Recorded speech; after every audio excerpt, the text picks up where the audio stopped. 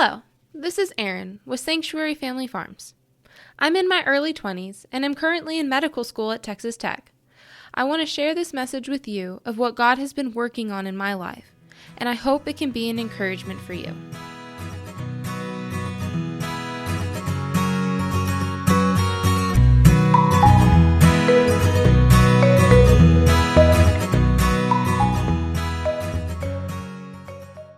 Lately, God has been teaching me about the dangers of unforgiveness and how to truly forgive others, and I want to share that with you now. One thing about me is that I'm very tolerant and willing to forgive and forget, until I'm not.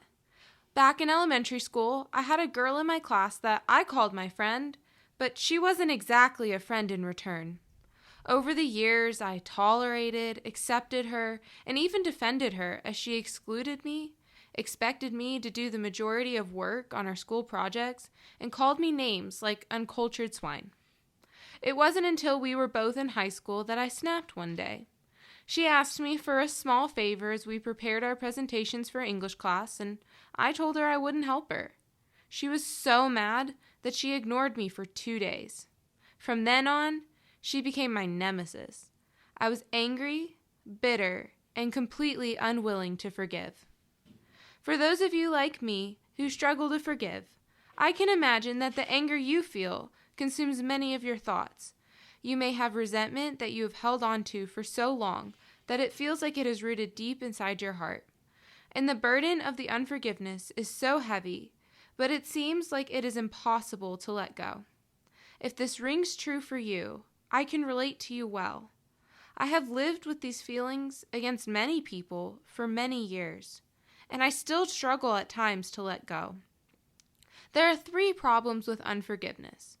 The first is that Jesus has commanded us to forgive. In Matthew 6:12, Jesus tells his disciples how to pray, saying, "And forgive us our debts as we forgive our debtors." Jesus has forgiven us for a debt we cannot pay, a debt that would lead to death and hell.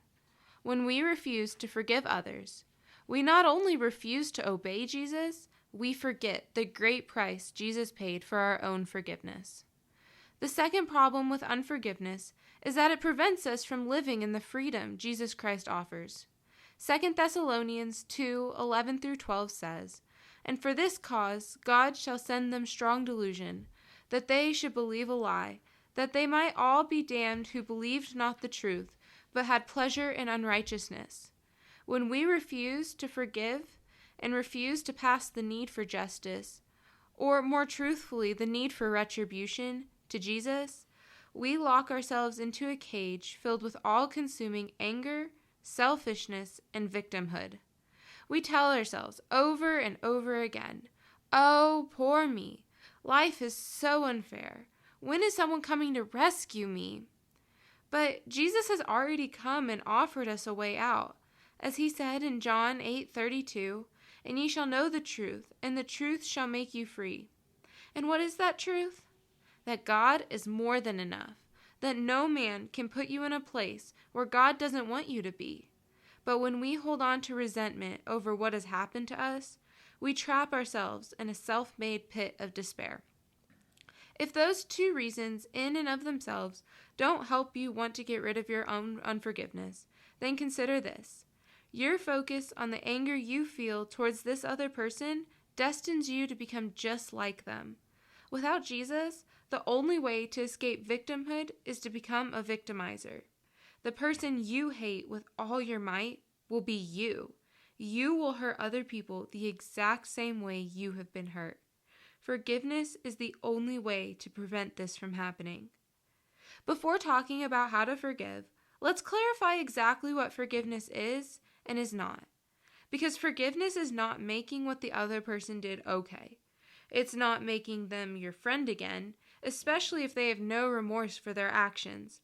And it's not you being weak or tolerant or gullible. I see forgiveness as removing ourselves from the situation and passing the burden, the anger, and the bitterness to God. Forgiveness involves recognizing that no matter what anyone does to us, it is God that allowed it to happen. To some extent, Forgiveness is giving up our sense of control over our lives and making peace with God's plan for us. A great example of forgiveness in the Bible is the story of Joseph. As mad as I get for what some of the people in my life have done to me, I've got nothing on Joseph. Joseph's brothers tossed him into a pit and sold him into slavery. And then, to top it all off, his owner's wife lied and got him thrown into prison. I would think that there were many times where Joseph sat there, cursing out his brothers and building his plans for revenge.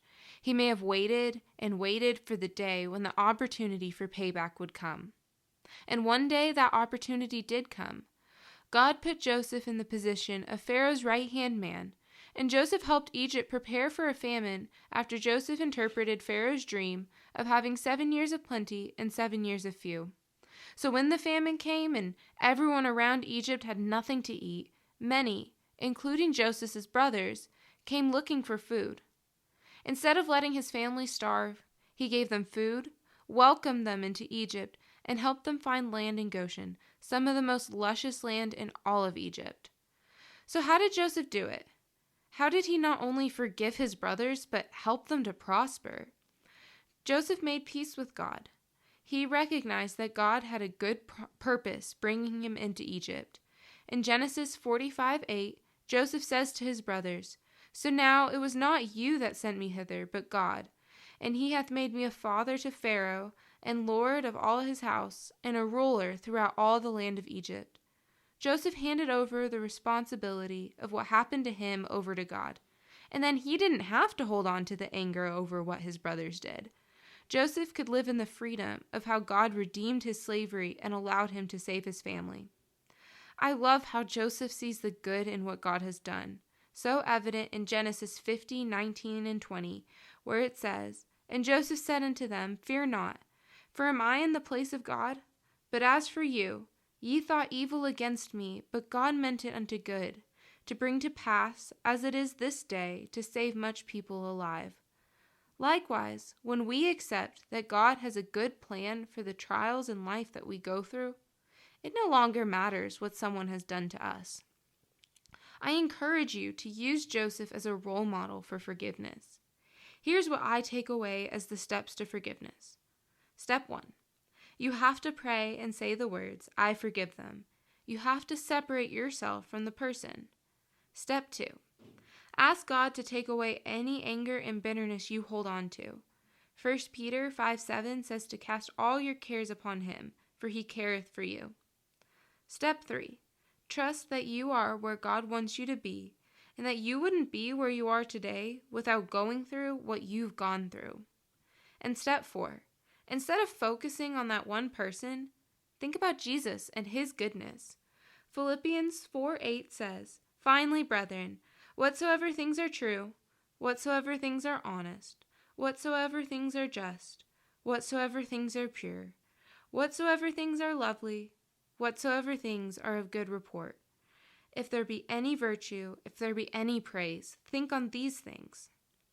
Speaking from experience, when you've held on to resentment for a long time, these steps are not a one-and-done thing. You have to keep coming back to Jesus and giving him your anger, trading it for his joy and his peace. Just start with making the choice to forgive and live out the freedom and peace that forgiveness brings, one day at a time.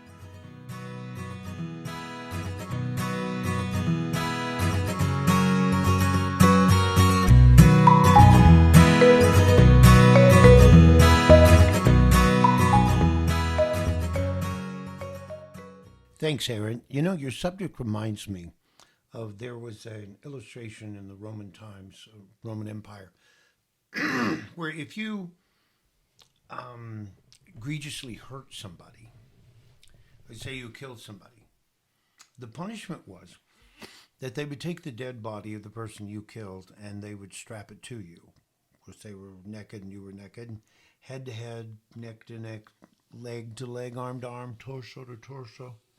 And the punishment was you had to drag that body around until it broke free. Well, now, in breaking free, that meant the body would rot off. But in the process of it rotting off, you would become contaminated with the rot of the other body, and that was your punishment. And I think in reverse to that, we weren't made, I think, to be capable of knowing exactly how to avenge or seek revenge. Because there's just something about that. We don't understand all the implications like God does. And I think what God is trying to tell us too is that if we go too far, then we ourselves, as you say, become the victimizer. And so therefore, then God has to turn around and say, okay, if I sought revenge on that other person who wronged you, I've got to seek revenge for them from you. And that created a very cyclic, never-ending struggle. Yeah, I'm so glad you brought up that analogy, because as I was writing this, I thought about that particular one, because you've talked about it so many times, because it's like that rot, when you attach yourself to that person that you refuse to forgive, like what that rot that they have or that evil that they have just becomes a part of you, and it integrates into your mindset, and it like ruins your heart so that you can't be good, you can't be kind, you can't be righteous. So sometimes it seems a little counterintuitive to be like, I'm going to let it go. But if you don't, you can't follow Jesus. Well, and I believe it's not a matter of, like you said, I think, no, they're not your friend. No, you don't have to befriend them. You don't have to go back into the relationship that they've contaminated. And so therefore, that's a protection. But I think too, like you said, if I go out to try to avenge myself on them, it doesn't really heal. I mean, if you broke my arm, and I say, okay, this is what you're getting, I'm going to break your arm, it doesn't unbreak my arm.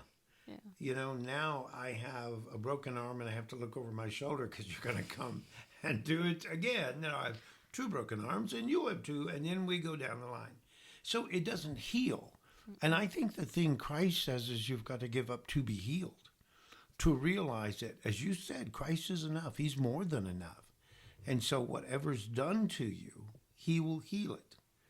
I think of no better example than Christ on the cross, of all the injuries and everything else. And yet all he kept in his resurrected body were the scar in his side where the sword pierced him, and also the nail prints in his hands and feet, which was an indication not of the pain that he suffered, but it was of the sacrifice that he made, that God took care of. Mm-hmm. That's a hard lesson because we get emotionally involved. We think they meant it, they did, and they maybe did mean it. They did mean it. But that's not the solution, like you said. I think so many times, like, maybe it's when we're growing up as kids and our parents are like, they said they're sorry, now you hug them and make up and go back to playing together. And that's just not how it necessarily has to be. And I don't think that's the reason why we forgive. Like, forgiveness isn't to mend the relationship. Forgiveness is just so that you're not hurting anymore, and that you give up that need for retribution and just hand it over to God so that God can deal with that in his own time. But you no longer have to deal with the pain of what you went through. And I think two things here that you sparked in my mind is that we don't know when God's going to do it, but we have to be comfortable in the word that he is going to do it. And the second thing is, probably I imagine that what I think retribution should be is a lot worse than what God thinks retribution should be. So in the end, I'm thinking, well, God, did they get what they deserve? And he's kind of like, as much as you get what you deserve. So it's a kind of a conundrum there. Yeah, it definitely is a conundrum when you want everyone else to pay for what they did, and yet you expect complete forgiveness for what you've done. Yeah, as if their punishment will heal you. And it won't. And it doesn't. And it leaves us bitter. And I find sometimes if we hold this in, it festers in us, and we become so bitter that life, we have a choice. We get on a road of bitterness.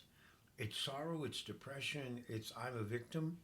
And no matter how much people can hurt you, no one can victimize you as much as you do yourself. Mm-hmm.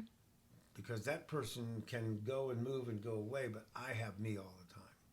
And if I'm victimizing myself, that's not a good place to be in. Yeah. I think you've written on a very pungent subject. I think very relevant. I think for your age, to grasp that now is going to mean that you're going to relieve yourself of years of grudges. Mm-hmm. And grudge doesn't do good. No. So great. Thank you, Erin. Thank you very, very much. You know, as a doctor, when you fully become a doctor, you'll be able to use that quite a bit. I'm sure you will. And moving on. So thank you very much, Erin. Thank you. Okay. Bye-bye.